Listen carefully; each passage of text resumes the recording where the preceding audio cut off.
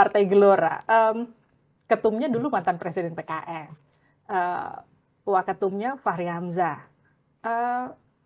Kalau Anda melihat PKS itu perlu nggak sih ketakutan ceruk suaranya akan ketarik sama Gelora? Nggak perlu. Mereka nggak perlu khawatir itu loh.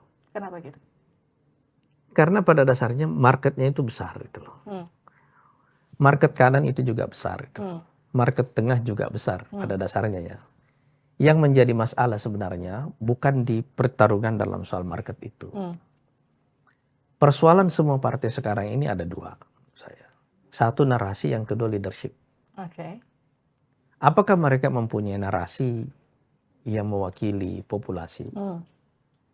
Punya pandangan futuristik, atau yang kedua, apakah mereka punya leader yang bisa menyatukan? Itu saja persoalan dasarnya sebenarnya kayak begitu ya. Kalau pertarungan di market di skala kanan sebenarnya menurut saya itu teknis gitu loh. Bukan hal yang terlalu penting untuk kita seriusi. Bukan di situ pertarungannya. Misalnya begini.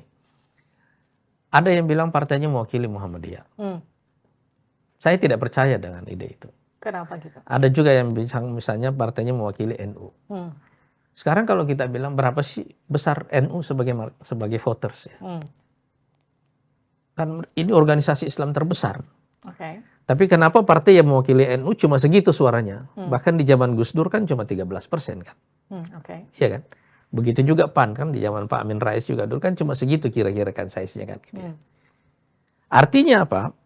Voters yang ada di Muhammadiyah ini tidak bisa seluruhnya diambil oleh yang mewakili Muhammadiyah.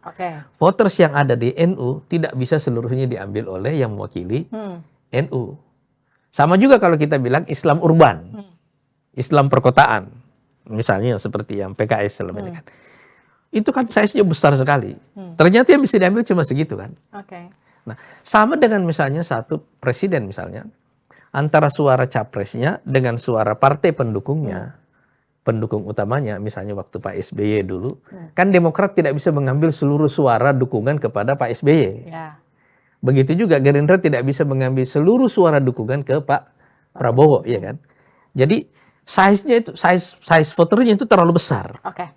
Jadi tidak ada alasan untuk cemas itu loh. Tapi Anda yakin Gelora akan masuk parlemen?